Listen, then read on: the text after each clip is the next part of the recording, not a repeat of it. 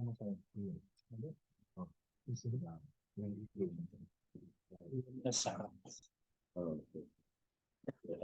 coba. Oke. Pakai dua pendeta. Baik, selamat pagi semuanya. Selamat pagi. Salam dan salam sejahtera. Halo. Bolehkah kita memberikan jempol kepada para peserta supaya kita mengetahui bahwa saudara sekalian ada di sana. Baik, pertama-tama kita bersyukur kepada Tuhan untuk, terima kasih jempolnya, untuk kesempatan yang indah pada saat ini kita boleh mengadakan ibadah bersama-sama pimpinan DNT, para hamba Tuhan, seluruh pendeta, dan juga pekerja, guru dan beberapa pekerja lainnya. Terima kasih Pendeta Mesnik Ataupah, ketua kita, yang sudah memberikan kesempatan bagi saya untuk melayani bagian daripada Minggu Sembahyang satu pekan ini. Tadinya saya berkomunikasi dengan Pendeta Kanajo, saya punya counterpart, untuk bagaimana kalau kita mengadakan pelayanan di Nusa Tenggara. Beliau katakan nanti kita atur. Setelah dia atur, rupanya terus langsung minggu depannya. Jadi belum sempat kita siap-siap. Yang lain-lain sudah terus langsung berangkat. Terima kasih, pada pagi ini saya boleh melayani di kantor. Nanti malam saya akan melayani bersama dengan Pendeta Kanajo dan Pendeta Sarumpait di Ibu. Puji Tuhan. Baik, saudara sekalian, pada pagi hari ini melanjutkan renungan yang sudah disampaikan oleh Pak Ketua tentang panggilan pada kita sebagai umat-umat Tuhan, sebagai hamba-hamba Tuhan, dan juga renungan yang sudah disampaikan oleh hamba Tuhan Pendeta Nati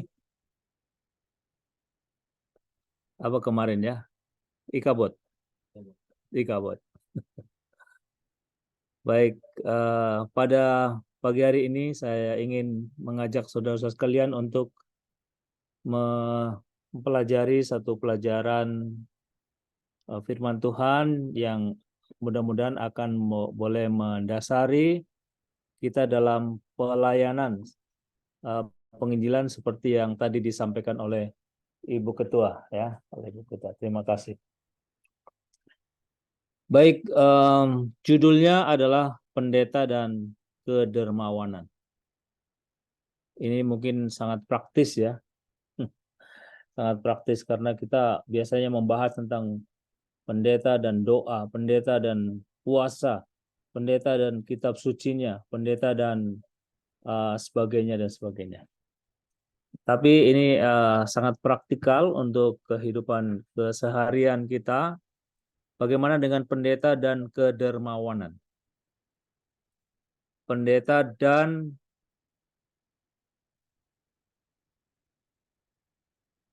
kesenangannya berbagi. Senang berbagi ya, senang berbagi. Baik. Mengapa saya sampaikan judul ini? Karena kita sedang menghadapi satu gawe yang sangat besar. Satu rencana yang sangat besar, yaitu untuk melibatkan semua anggota jemaat untuk menjadi saksi bagi Tuhan. Begitu ya Pak Ketua ya. Untuk menjadi saksi bagi Tuhan dalam program Hope for Indonesia. Jadi pelajaran ini adalah pelajaran yang untuk saya secara pribadi cocok untuk pribadi, untuk hamba Tuhan, tetapi pelajaran ini dimaksudkan adalah untuk setelah sampai kepada kita, para hamba Tuhan, ini kita berbagi, kita sampaikan kepada anggota jemaat. Pendeta dan kedermawanan. Kalau nanti diaplikasikan ke gereja dan kedermawanan. Kalau nanti diaplikasikan kepada anggota, maka anggota dan kedermawanan. Sekalian, kita sedang fokus sekarang untuk beberapa hal, ya.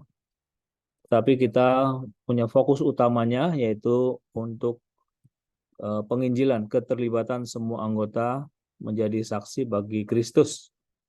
Setiap keluarga menuntun satu jiwa bagi Tuhan tahun ini. Saya juga sedang bergumul ini untuk siapa yang saya bersama dengan Ibu Cakra dan keluarga tuntun tahun ini. Tentu saja kita juga masing-masing bergumul mengajak anggota, bukan hanya kita saja, tetapi anggota juga terlibat. Sekalian, banyak fokus yang kita mau kerjakan. Satu hal, misalnya contoh, dalam bulan ini saya ikut sebuah program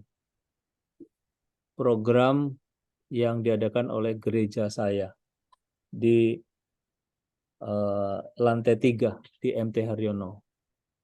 Ini programnya adalah program dari Departemen Kesehatan. Lantas kemudian programnya apa? Programnya adalah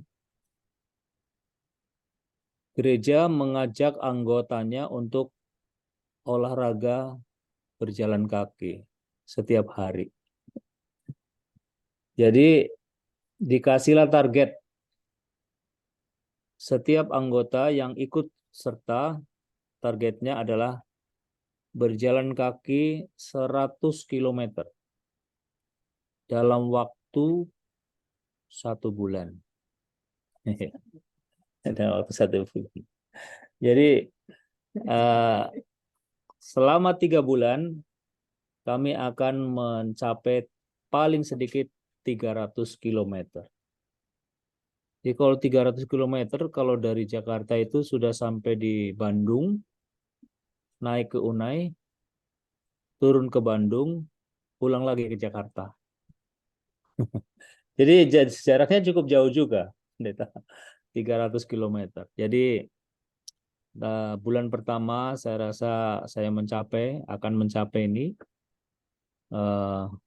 melebihi sedikit, dan bulan kedua juga mudah-mudahan mencapai. Tadi pagi saya menabung 4,7 km jalan kaki.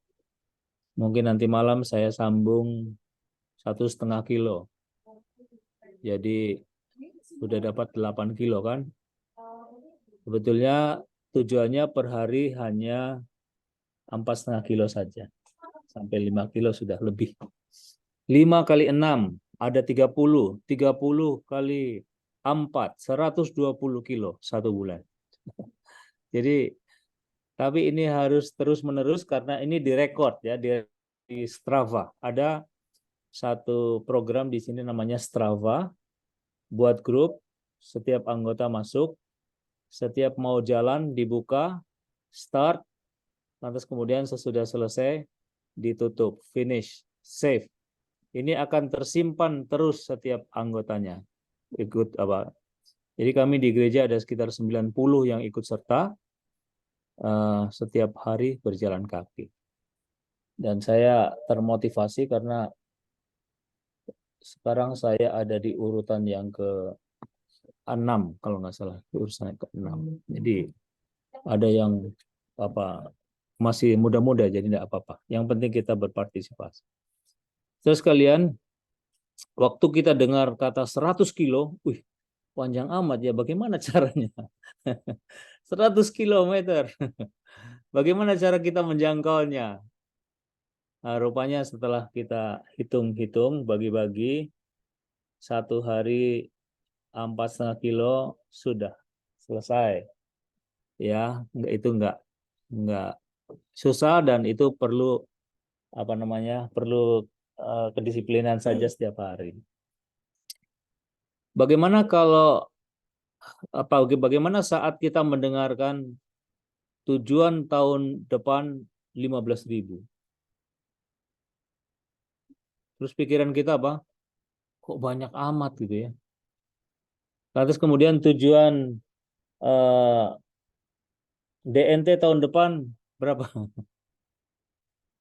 Kok banyak amat ya? Tapi ketika kita bagi-bagi, rupanya nggak banyak juga. Karena apa? Karena intinya adalah mengharapkan satu keluarga hanya menuntun satu jiwa saja bagi Tuhan. Ya, dalam waktu 1 tahun. Jadi kalau ini dimulai tahun ini, mari satu keluarga menuntun satu jiwa kepada Tuhan. Nanti tahun depan satu lagi. Nah, saya sekalian untuk mencapai itu, maka pada pagi hari ini saya ingin mengajak saudara sekalian untuk merenungkan sebuah pemikiran dari firman Tuhan, tulisan nubuat dasarnya dan juga beberapa statement yang penting. Baik. Pendeta dan kedermawanan, guru dan kedermawanan, pekerja dan kedermawanan, anggota dan kedermawanan. Semua kita umat-umat Tuhan dan kedermawanan. Apakah penting kedermawanan itu? Ya, kedermawanan itu. Baik. Saya akan ini sepertinya masih hidup. Oke. Oh, saya nggak jalan ini. Baik. Firman Tuhan di sini menuliskan dalam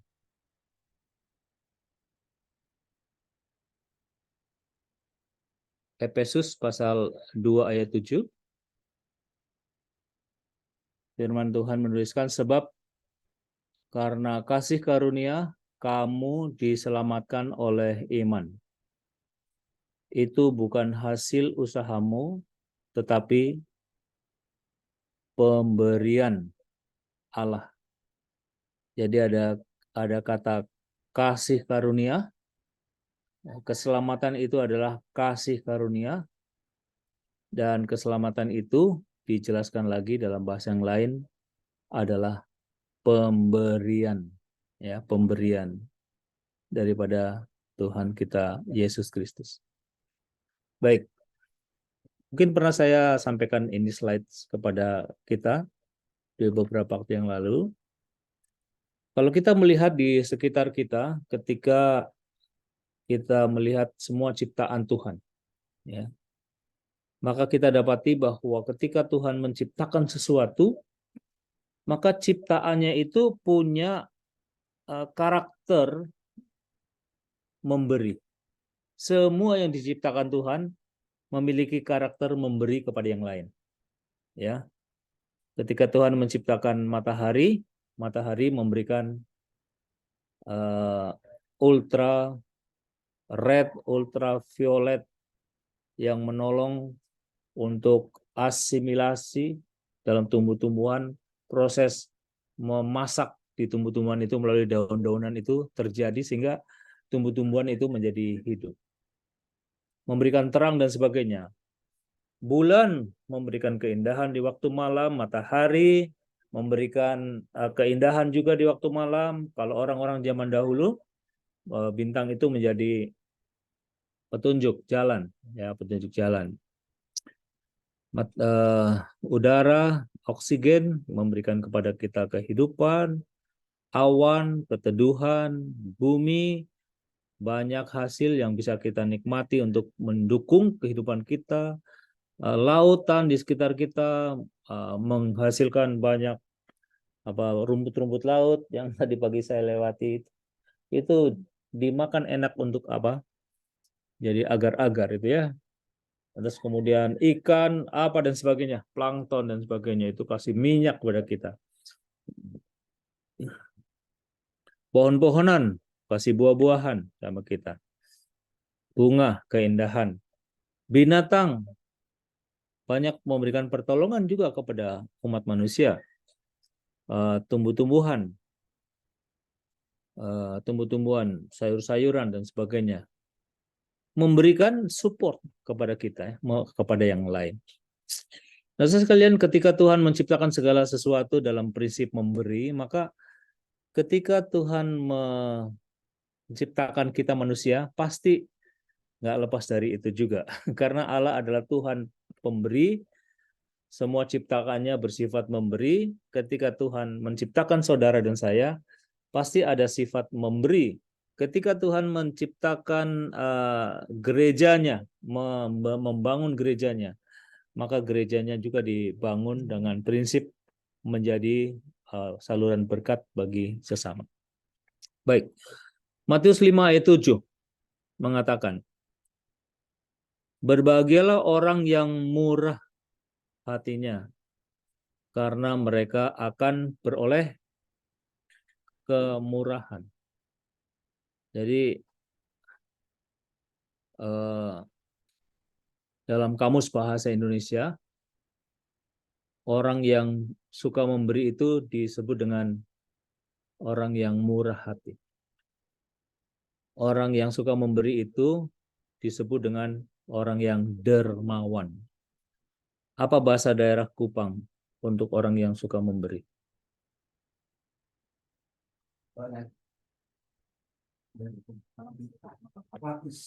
Apa? Yang suka-suka, orang yang suka berbagi, suka memberi. Nek alekot. Amahwat.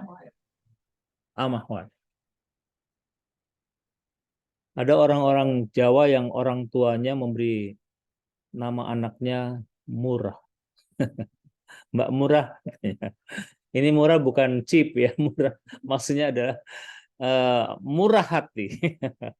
Murah hati. Dan banyak orang juga kasih nama anaknya atau nama dirinya dengan nama Dermawan. Bapak Dermawan. Waduh.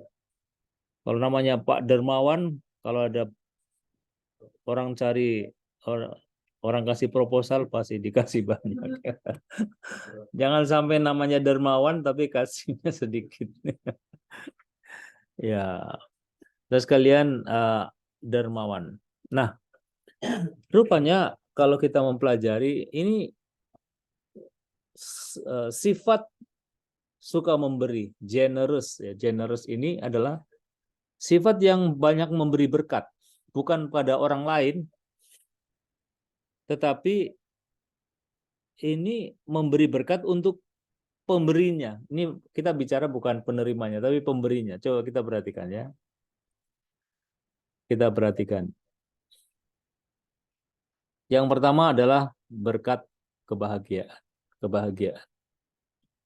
Firman Tuhan mengatakan Kisah 20 ayat 23, ayat 35 adalah lebih berbahagia, lebih berkat atau lebih berbahagia memberi daripada menerima. Ini firman Tuhan. Ini firman Tuhan. Jadi orang yang suka memberi seharusnya wajahnya lebih berseri-seri. Ya, daripada orang yang apa? Orang yang menerima. Artinya lebih besar berkatnya memberi daripada menerima. Ada tulisan kutipan itu di yang ditulis oleh Booker di Washington. Dikatakan those who are happiest are those who do the most for others. Mereka yang paling berbahagia adalah mereka yang berbuat paling banyak untuk siapa? Untuk orang lain. Untuk orang lain. Nah, untuk orang lain. Jadi memberi itu bukan berkat untuk orang lain saja, tapi dia lebih banyak berkatnya sebenarnya kepada kita. Pemberi ya, pemberi. Nah, ini pernah ada sebuah research dari Happiness Research Institute. Ini diadakan setiap tahun ini. Setiap tahun dia berganti-ganti, tapi kurang lebih hampir sama-sama aja hasilnya. Ya, ada riset ini adalah untuk mengukur kebahagiaan setiap negara, level kebahagiaan, indeks kebahagiaan. Dan mereka akan dapatkan setiap waktu itu 10 negara yang paling berbahagia. Mungkin ini beberapa tahun yang lalu, tahunnya saya lupa, saya catat. Tapi kalau di search di Google, ini akan dapat. Tapi hasilnya akan berubah setiap tahun. Ini negara yang paling berbahagia katanya. 10. Itu yang di belakang adalah indeks kebahagiaannya. Finlandia, Norwegia, Denmark, Islandia, Switzerland, Nederland, Kanada, New Selandia Baru, Swedia, Austria. Inilah negara-negara yang paling berbahagia katanya ya. Paling berbahagia. Lantas kemudian ketika dicari apa namanya, apa sih yang diukur gitu ya. Lantas kemudian apa sih yang didapatkan pada negara-negara yang paling berbahagia itu. Maka ini ada variabel yang ada 6 paling sedikit di sana. 1, negara itu disebut berbahagia, ini akan selalu ada di sana income per kapitanya dari setiap warganya itu cukup untuk membiayai hidup mereka. Ya, untuk dinikmati. Yang kedua, mereka punya harapan hidup sehat yang lebih baik. Ya. Ada beberapa orang mengatakan kalau kita ke Amerika, salah satu hal yang didapat adalah orang susah mati di sana katanya, Pak Ketua. Orang susah mati di sana. Orang udah sakit, masuk rumah sakit. Orang sudah tabrak, ginjalnya pecah, masuk rumah sakit. Banyak yang hidup lagi. Jadi susah mati di sana. Susah mati. Lantas kemudian social support. Dukungan daripada masyarakat satu dan yang lain, social support. Asuransi apa dan sebagainya. Freedom, kebebasan. Maksudnya kebebasan berbicara, kebebasan berpikir dan sebagainya dan sebagainya. Lantas kemudian yang berikutnya trust. Trust ini adalah kepercayaan yang besar antara masyarakat dengan pemerintahnya. Termasuk tidak ada korupsi di sana. Less corruption. Negara Indonesia belum masuk ke 10 besar, tapi mungkin menuju ke sana. Ya. Cuman beberapa waktu yang lalu memang masih didapati banyak korupsi lah di berbagai tempat. Bahkan yang lalu pernah didapati bahwa korupsi paling tinggi di negara Indonesia adalah dari Departemen Pendidikan dan Departemen Agama. Ini kan mengerikan. Di korupsinya paling tinggi. Lantas kemudian yang keenam, ini yang saya garis bawahi, tebal. Di negara-negara itu selalu ada yang disebut dengan generosity. Apa itu, Ibu Ramu? Generosity itu apa? Ya, yang suka apa? Murah hati. Generosity. Negara itu adalah negara yang suka membantu masyarakatnya, membantu negara yang lain dan sebagainya dan sebagainya. Generous. Jadi generosity membuat orang yang memberi itu berbahagia.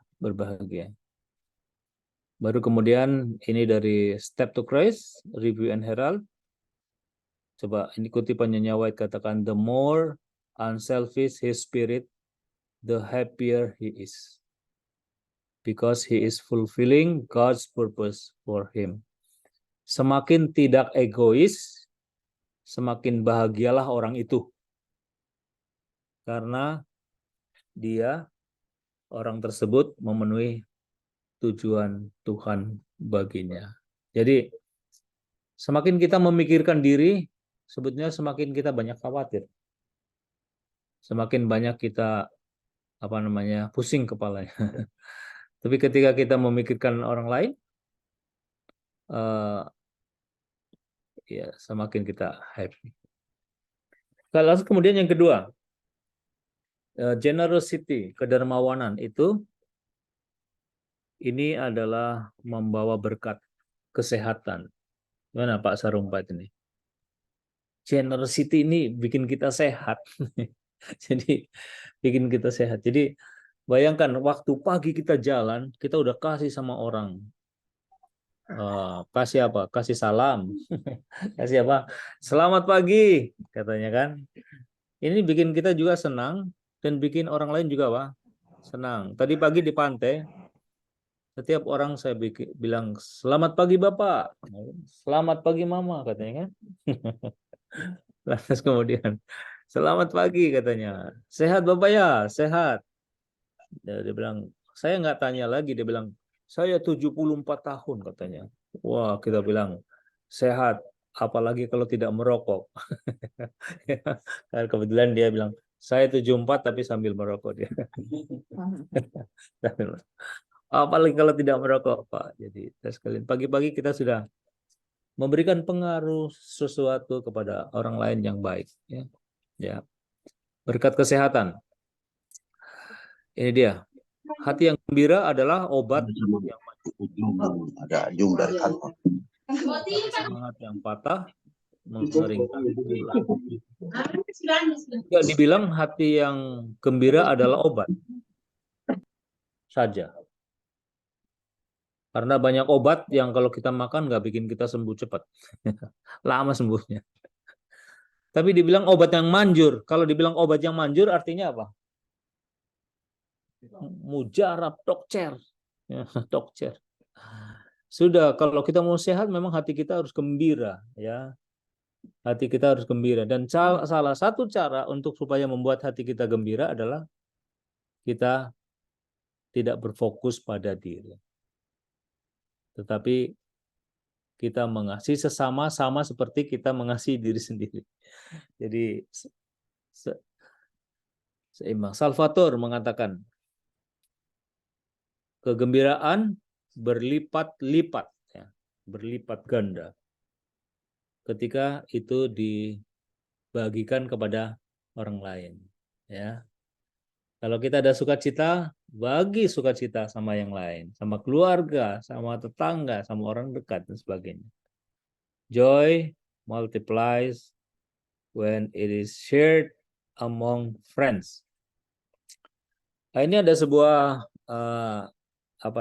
artikel dari Harvard Medical School. Kebetulan saya subscribe dan setiap hari dapat ini artikel-artikel bagus. Satu kali dia mengangkat sebuah topik tentang positive psychology. Terus kalian positive psychology. Jadi didapatkan di sana, dituliskan di sana bahwa emosi yang positif ini termasuk kegembiraan, ya, kegembiraan.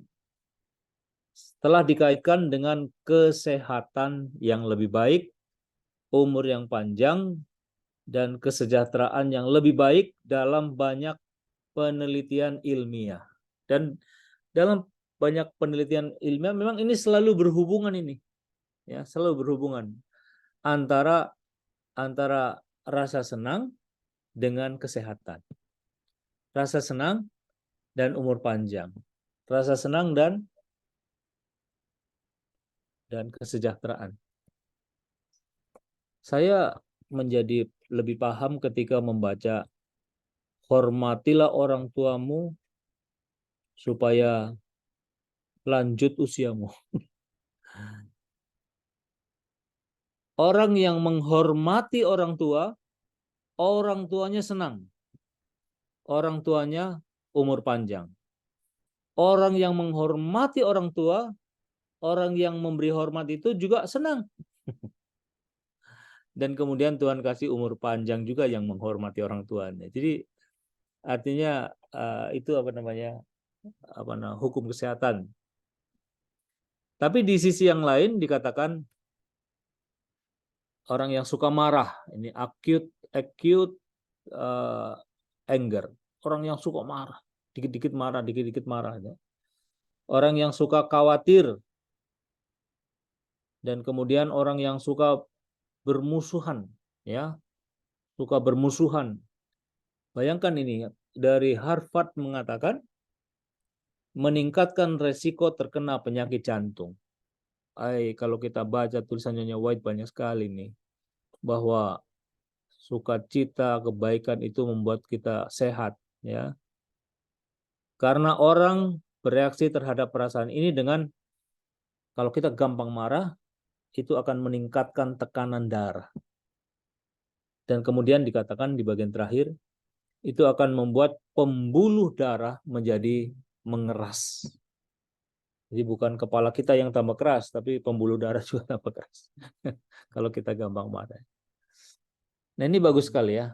Jadi para hamba Tuhan, umat-umat Tuhan, bangun selalu emosi yang positif, ya, emosi yang positif, yang membawa kebahagiaan buat orang lain dan membawa kebahagiaan buat kita. Jadi jangan bangun permusuhan, tapi selalu itu unity, itu selalu membawa kebahagiaan. Karena justru di Mazmur 100 berapa itu? Yang kesanalah Tuhan memerintahkan berkat 133. Itu adalah unity. Unity memang membawa berkat, tapi disunity itu mengeringkan tulang. mengeringkan tulang. mengeringkan tulang, ya, mengeroposkan tulang. Lantas kemudian yang berikutnya, ini sudah mau bagian-bagiannya. Semakin banyak kita menjadi saluran berkat, memberkati, katanya semakin banyak juga berkat yang diterima. Semakin banyak berkat yang kita bagikan, semakin banyak berkat yang kita terima. Ini berlaku hukum tabur tuai, 2 Korintus 9 ayat 6. Camkanlah ini, orang yang menabur sedikit, menuai sedikit. Orang yang menabur banyak, menuai banyak juga. Jadi sudah sama itu seperti petani. Kita umumnya dari petani-petani ya. Saya punya orang tua juga petani. Kalau kita tabur 100 kilo benih, ya kita sudah bisa hitung berapa hasilnya nanti kurang lebih. Tambah banyak kita tabur, kita harapkan tambah banyak kita dapat. Kalau kita menabur kebaikan, saudara sekalian, akan banyak tuaian kebaikan. Cobalah kalau setiap hamba Tuhan melakukan hal ini. Saya mengingat beberapa kesaksiannya, orang-orang yang sukses dalam pelayanan penginjilan. Ada satu pendeta di Jakarta, mungkin pendeta ketua ingat ini ya. Ini badannya besar. Jadi saya perhatikan kalau dia pergi ke satu gereja, selalu enggak berapa lama buka cabang sekolah sahabat sana. Organisasikan sana. Karena apa? Karena kalau dia melawat, enggak pernah dia melawat tangan kosong. Dia selalu beli entah beras setengah kilo. Pak. Jeruk lah, 2-3 biji dia bawa. Apa semua ini untuk oleh-oleh. Walaupun cuma 2-3 biji jeruk. Wow, mungkin sama beberapa anggota gereja kasih yang lain apa semua. Dia bawa sesuatu. Dia keluarkan dananya dari kantongnya. Tetapi anggota gereja jadi tahu bahwa ini Pak Pendeta ini suka memberi. Kemana-mana dia bawa buat tangan. Lantas kemudian dari mana uangnya ini? Jangan-jangan dikeluarkan dari kantongnya sendiri. Akhirnya setelah akhir bulan, setelah itu dilakukan terus, anggota juga lebih bersimpati. Dan hitung-hitung, bukan pas. Yang dikeluarkan dengan yang diterima lebih banyak yang diterima. yang diterima. Nah, ini pasti Pak Pendeta harus didukung juga pelayanannya. Jadi didukunglah sama anggota gereja. Kemarin baru kita mendengarkan sebuah kesaksian dari Batam. Ada BWA berkumpul di Batam. Buat celebration oleh karena mereka baru membuat care group dan ada baptisan. Sekitar 18 orang dibaptis. Ada satu keluarga. Keluarga ini orang dari Pulau Nias. Tapi istrinya orang Kupang. Istrinya orang Kupang. Aduh, siapa namanya tuh? Ada namanya. Ini bapak ini pekerja di sebuah perusahaan, ibu ini di rumah. Dia buka usaha. Lantas kemudian setiap tahun ini bapak dan ibu ini adalah penarik jiwa yang paling banyak di gerejanya. Istrinya orang Kupang. Ya, salah satu kesaksiannya adalah kalau mau jadi penginjil dipakai Tuhan, kita harus mau berkorban. Yang kedua, kita harus mau suka berbagi kepada orang lain. Jadi banyak jiwa-jiwa yang kemarin dimenangkan oleh keluarga ini juga, ya, oleh keluarga ini. Ibu ini orangnya dermawan, semua tersenyum, orang ditampung di rumahnya. Semua yang bisa ditolong ditolong. Dia berbuat kebaikan.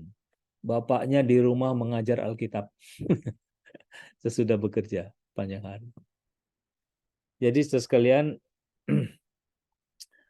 yang berikutnya, lemparkanlah rotimu ke air, maka engkau akan mendapatkannya kembali.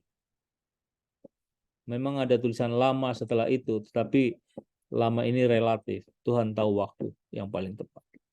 Lemparkanlah rotimu, maka engkau akan mendapatkannya kembali. Jadi sekalian tidak akan rugi sebetulnya kalau kita mau jadi saluran berkat. Secara pribadi, secara pekerja, secara gereja. Gereja kita akan teguh kokoh berdiri kalau gereja kita ini menjadi saluran berkat yang dirasa oleh masyarakat di sekitar. Kenapa gereja kita ada yang ditutup? Di provinsi lain, ya bukan di sini, enggak ada kali ya. Karena gereja itu kering. Gereja itu enggak dirasakan kehadirannya oleh masyarakat di sekitar. Ya. Ya ada gerejanya, ada orangnya, tapi masyarakat di sekitarnya enggak merasa apa-apa. Nanti waktu ditutup baru kita sibuk-sibuk. Ayo kita bikin bantuan untuk sunatan. Ya. Ayo kita bikin bantuan. Sebetulnya nggak perlu ditutup dulu. Kalau kita melakukan kebajikan, gereja harus memiliki program untuk program-program pelayanan masyarakat yang bisa dirasakan oleh masyarakat di sekitarnya. Baru dia akan menjadi garam, dia menjadi terang. No one has ever become poor by giving. Nggak ada gereja menjadi miskin kalau gereja itu suka memberi.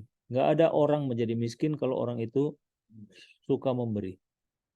Dan ini diambil dari Christian Service. Sebetulnya itu judulnya dari sini langsung. Semakin banyak kita memberi, semakin banyak kita menerima.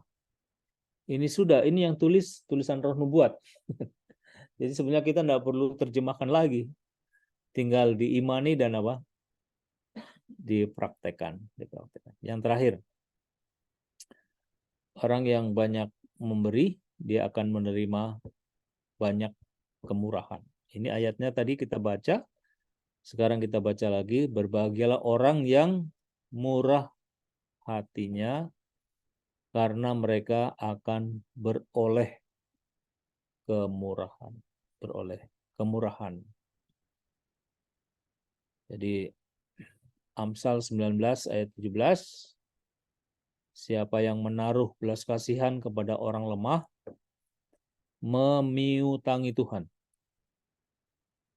yang akan membalas perbuatannya. Jadi kalau kita berbuat baik, menaruh belas kasihan kepada orang lain, membuat Tuhan berhutang sama kita. Orang lain bilang, aku berhutang budi kepadamu. Tapi enggak, Tuhan bilang, aku juga berhutang kepada kamu kalau kamu mau menolong orang-orang lemah. Dan kemudian kalaupun orang lain tidak mau balas, tetapi ayat ini mengatakan Tuhan yang mau balas, ya. Tuhan yang mau balas, ini luar biasa, ya. Terima kasih Pendeta Sarumpait. Ini waktu kita buatkan bikin kakak dulu dikasih pinjam mobil sama beliau. Nih Pak Pendeta pakai aja katanya kan. Nggak heran kalau beliau lebih gemuk dari yang lain karena lebih banyak diberkati. Lebih banyak diberkati karena suka memberi. Jadi akan membalas perbuatannya. Dan di Alkitab kita di kitab Matius itu ada sebuah perumpamaan yang memberikan kepada kita sebuah pelajaran bahwa pada akhirnya orang-orang yang masuk surga adalah orang-orang yang mempraktekkan kebajikan.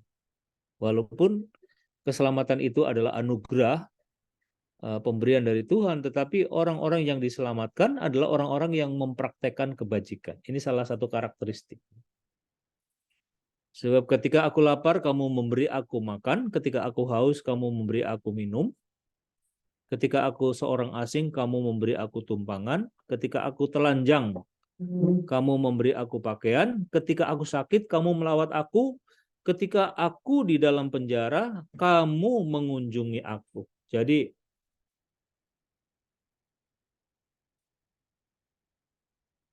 gereja tidak boleh tutup mata kepada penderitaan masyarakat di sekitarnya.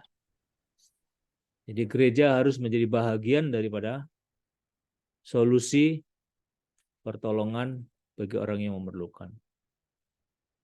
Pendeta, umat-umat Tuhan, secara pribadi harus menjadi solusi bagi apa? Bagi masyarakat yang ada di sekitar yang membutuhkan. Jadi, mengapa saya angkat ini, Pak Pendeta, Pak Ketua? Karena kita tahu kan bahwa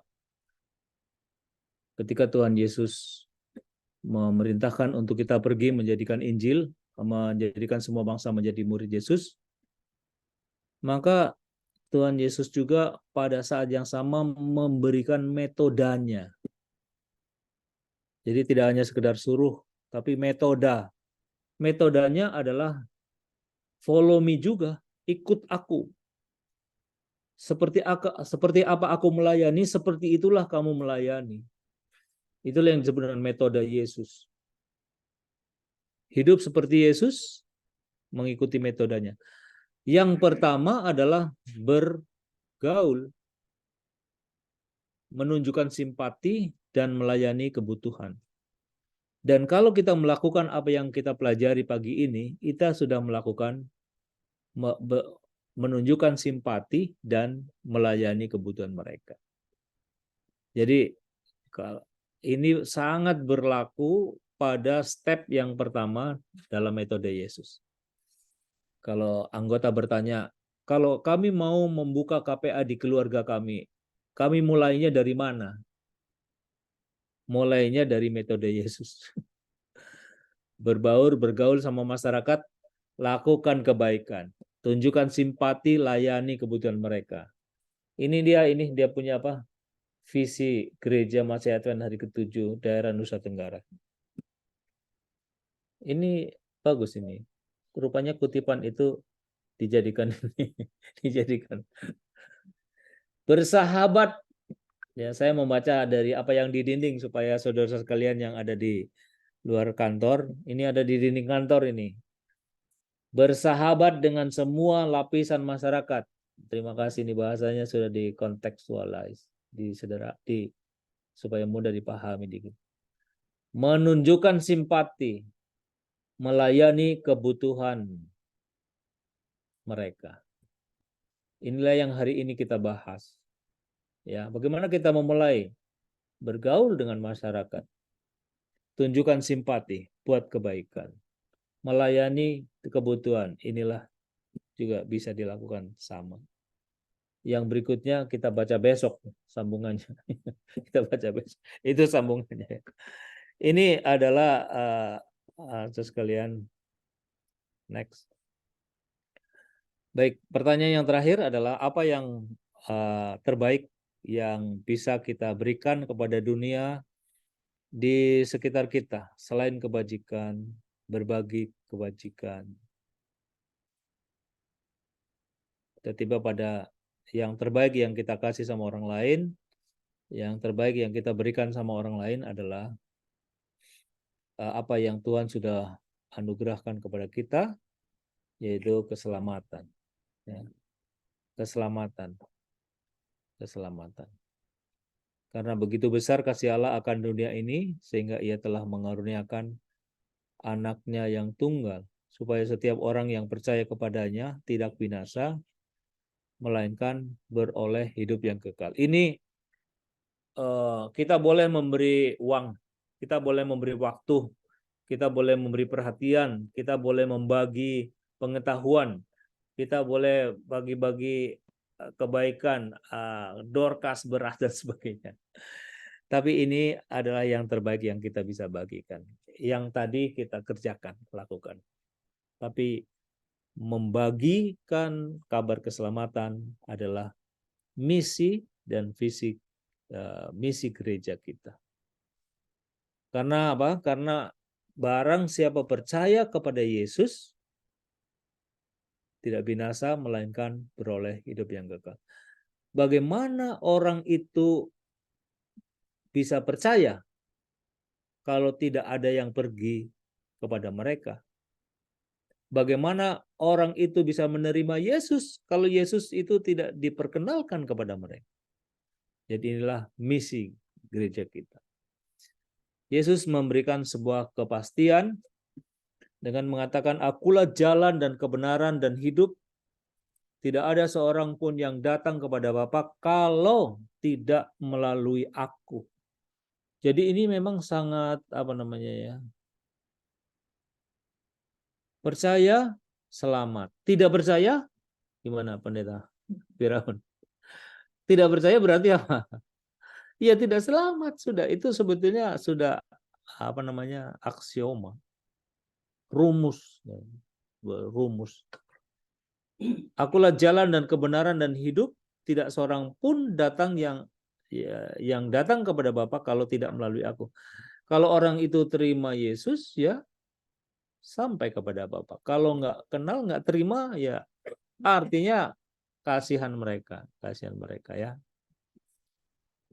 Itulah sebabnya yang dituliskan oleh Rasul Paulus ketika Rasul Paulus sudah mengenal siapa Yesus, maka dia tulis Injil Yohanes. Waktu dia tulis Injil Yohanes, maka inilah tujuannya. Yohanes 20 ayat 31. Tujuannya adalah supaya kalau orang membaca Injil Yohanes, orang itu akan mengetahui bahwa Yesuslah Mesias. Dia itulah anak Allah. Supaya kalau orang itu percaya kepada Yesus Kristus, akan memperoleh hidup dalam namanya. Jadi akan memperoleh hidup dalam namanya. Jadi sekalian sangat penting untuk mengenal Yesus, membagikan Yesus kepada orang lain. Ini diulang kembali oleh Rasul Paulus. Ini juga ayat ini sangat kuat ya. Keselamatan tidak ada di dalam siapapun juga selain di dalam Dia. Sebab di bawah kolong langit tidak ada nama lain yang diberikan kepada manusia yang olehnya kita dapat diselamatkan. Jadi itu sebabnya pada waktu Rasul Paulus mengenal Yesus, maka Rasul Paulus mengatakan bahwa mengenal Yesus itu lebih berharga, lebih mulia dari semua yang lain. Bahkan mengenal Yesus membuatnya yang lain-lain itu dianggap sebagai sampah. Ya, tidak ada gunanya. Kalau kita sudah mengenal Yesus, sudah itu semuanya. Ya, mau itu kehormatan, mau itu jabatan, mau itu harta, mau itu apa, semua kelihatannya semua bisa dimiliki oleh Rasul Paulus. Ya, karena dia adalah orang Sanhedrin ya. Orang Sanhedrin. Ini Pak Pendeta kalau saya perhatikan ini ya sekarang banyak rohaniawan, banyak orang-orang yang harusnya menjadi pemuka-pemuka agama, tapi mereka meninggalkan aktivitas mereka sebagai rohaniawan, bergabung menjadi anggota partai. Karena kelihatannya menjadi pengkhotbah dibandingkan dengan menjadi anggota DPR, uangnya lebih banyak jadi anggota DPR. Jadi sekalian itu kita nggak bilang santri-santri banyak pindah. Kita punya lah. Orang Kristen banyak juga yang bergabung dengan politik karena di dunia politik ini lebih banyak uangnya ya. Lebih banyak uangnya. Jadi saudara sekalian, saya yakin kalau Rasul Paulus berkarir di bidangnya menjadi anggota Sanhedrin itu cukup terhormat. Itu bagian daripada perpolitikan juga di dunia pada waktu itu. Tapi sekalian dia bilang itu semua aku anggap sampah ketika aku mengenal siapa? Ketika aku mengenal Yesus, karena mengenal Yesus itu lebih mulia dari semuanya. Dari semuanya. Jadi sekalian, celakalah aku jika aku tidak memberitakan Yesus.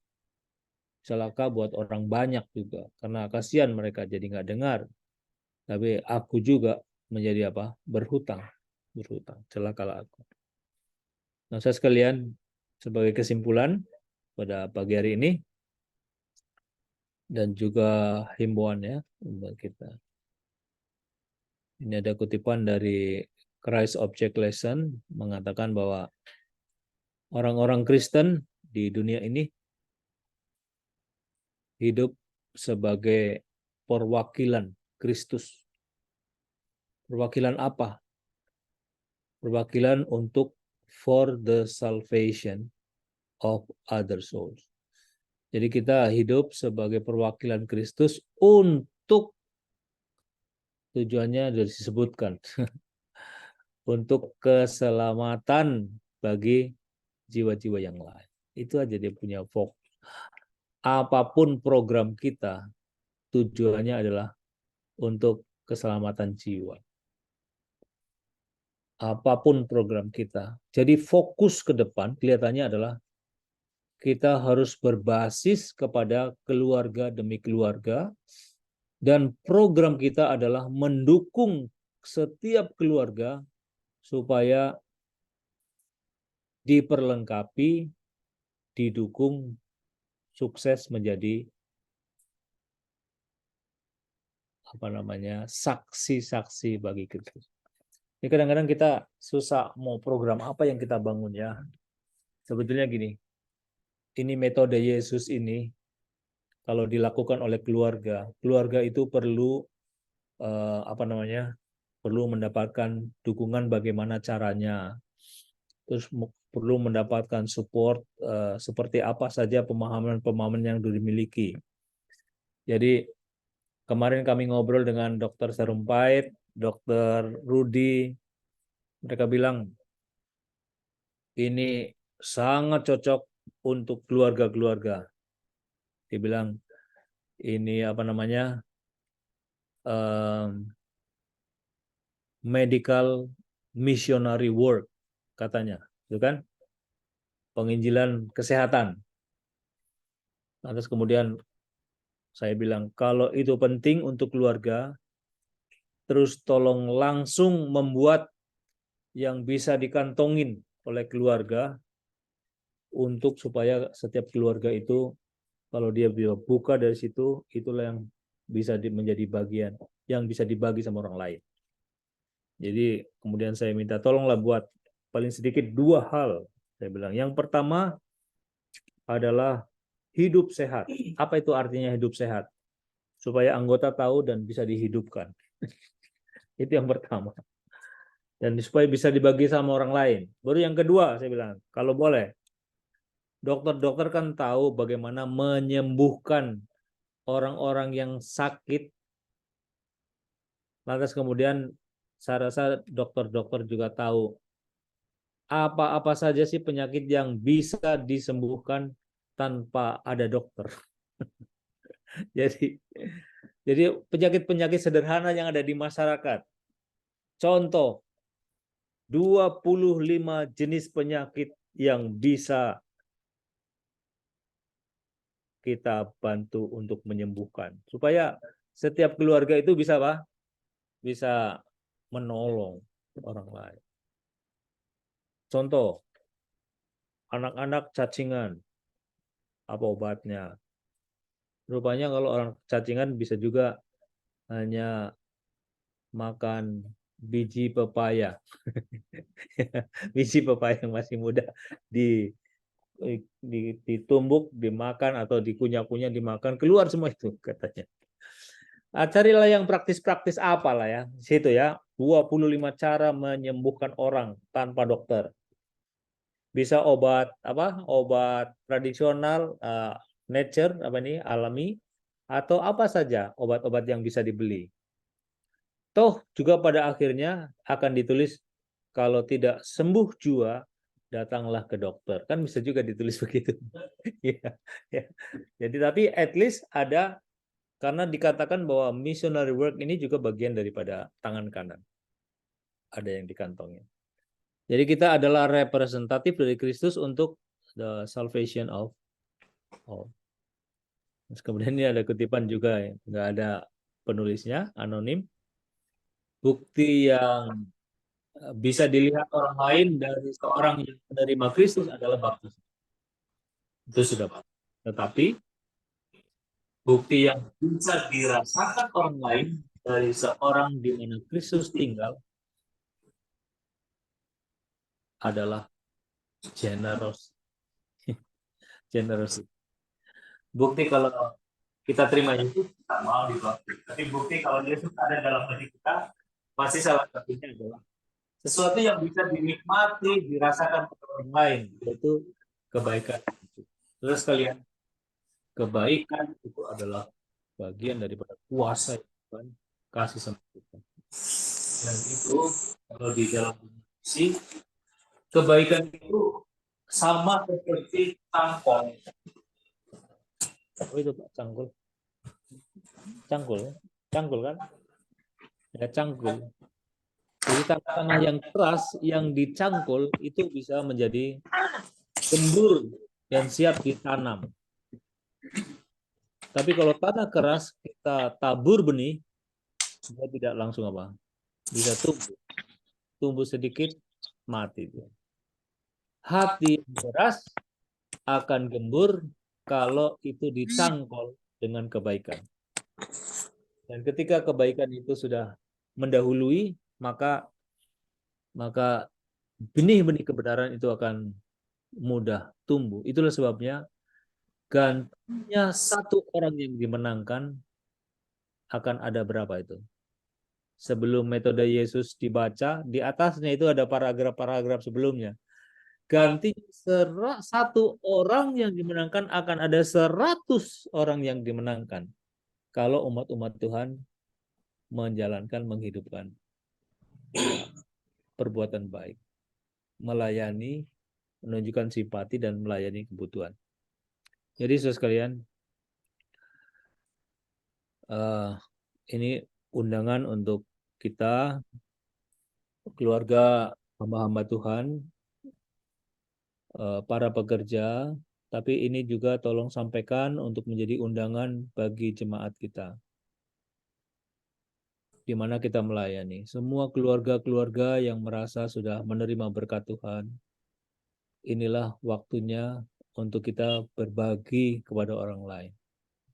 Terima berkat Tuhan, salurkan berkat. Apa itu pengetahuan, apakah itu ilmu, apakah itu berkat-berkat jasmani, apa saja, tidak harus barang-barang mahal.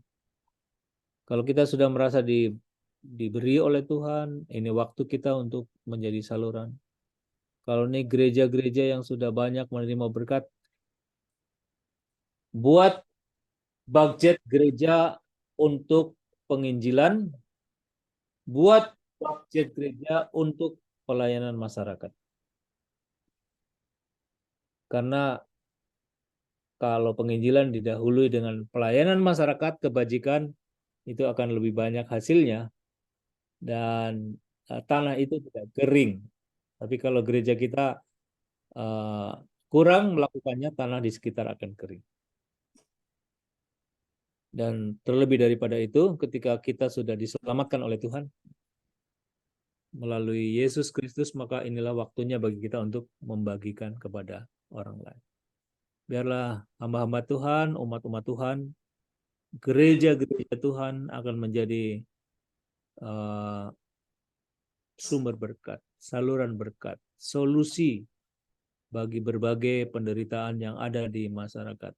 Kalau kita mampu, kita kerjakan. Kalau kita tidak mampu, kita kerjakan dengan merangkul pemerintah setempat, dengan merangkul orang lain. Banyak orang yang akan terpanggil untuk menjalankan misi Tuhan, melakukan kebaikan, misi Tuhan untuk menyampaikan Injil keselamatan kepada sesama. Kiranya Tuhan memberkati kita dalam pelayanan kita dan gereja-gereja kita. Amin.